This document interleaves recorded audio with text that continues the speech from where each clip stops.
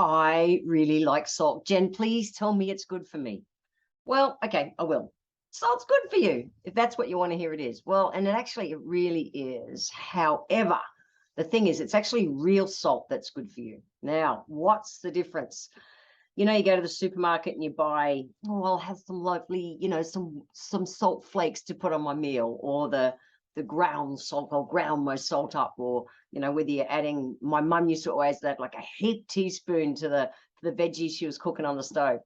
If it's that white salt, what it is it's the real salt has been refined, and you're left with two out of 84 minerals. Those two minerals are sodium and potassium. Now, nature gives us everything in balance. That's what I love about. Now, if you go to the salt pans or you go to the salt mines, for instance, you get a handful of salt. It's almost kind of an oily feel to it, a wet kind of, it's an interesting kind of strange feeling to it. Anyway, and you might have noticed if you've got one of those salt lamp kind of things, they absorb the moisture. So if you don't have them turned on all the time, they actually start to break down. They go really wet and oily and kind of, not oily, but kind of wet and minerally and break down. So close to nature, what you're actually getting is the raw minerals. And it's actually like a multi-mineral tablet, which is really good for you. However, good old science and everything, they go and take out all the minor minerals as they're considered, but nature gives us everything in balance. So the minor minerals, those 82 minerals, everything from your calciums and magnesiums and zinc and manganese and iron and all those minerals that are just naturally found in nature, they come together. Now, depending on the salt, where it comes from in the world, will mean it's richer in some minerals and lower in some others. Okay, so, like the greeny kind of Celtic salts versus the pink salts versus, other salts from other parts of the world. So salt is good for you. It is, as I've got to say, it is actually good for you. However, too much salt leads to high blood pressure, strokes, nasty kind of things like that. So how much salt is actually our recommended daily allowance? For women and men about 14 years of age and older, it's around about 1,500 milligrams a day. 1,500 milligrams a day is about 1.5 grams a day, which is a quarter of a teaspoon a day. It is considered safe from the powers to be that actually measure those kind of things. So salt in moderation is good. Now, it's not the salts visibly that you see that you add to things that is the challenge. It's the hidden salts. It's used as a preservative in so many packaged foods. So limit the amount of refined, processed, and packaged kind of foods, and you're going to limit that salt intake. And if you ever have the option to buy something that's reduced salt or something, go for that.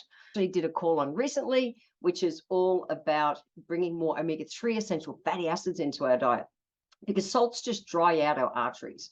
So we actually want them nice and pliable, so that if something happens and you do get a blood clot or something like that, that your blood can move through, and the flexibility can be there so that you don't go having a stroke. So omega-3 essential fatty acids are essential for that in our diet. Omega-3s come from flaxseed oil or fish oils. I'm a huge fan of flaxseed oil. I have about a dessert spoon a day. If I was taking capsules, I have it as loose oil. You can put on your salads, on your food. I put it in my nutrition shakes that I have. Simple way to take it. If I was having capsules, I'd actually have three times a day to get a similar amount of omega-3s. So I'm a really big fan of omega-3s. If you're going to be a salt eater, I would really suggest you do, fish oils, cold water fish oils, or flaxseed oil as an absolute addition to your diet as well. So anyway, let's talk about the different salts. I'm a big fan of Celtic salt, which comes from France, and the pink salts. So the Celtic salt, it's literally go down to the salt flats of France, and if you get a bag of it, it's kind of like a greenier, the most luscious, minerally green kind of color, wet, again, close to nature. And it's been hand harvested to ensure that it retains all that, nothing artificial happened to it kind of salt. It is partially dry, but at a really low temperature.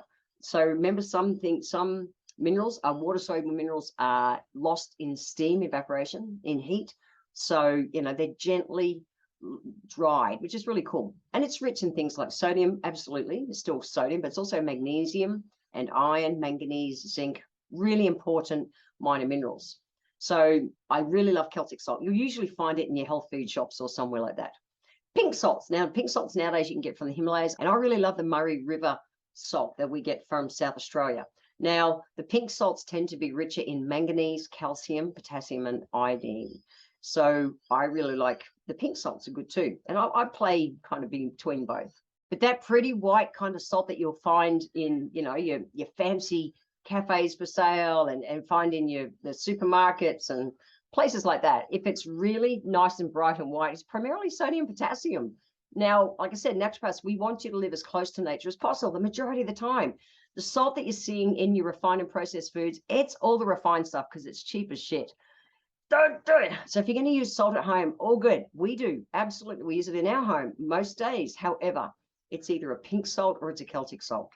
So healthy life hack, pretty simple. What kind of salt are you eating now and how much are you eating? Remember, try and bring it back 1/4 of a teaspoon a day, which is 1.5 grams a day.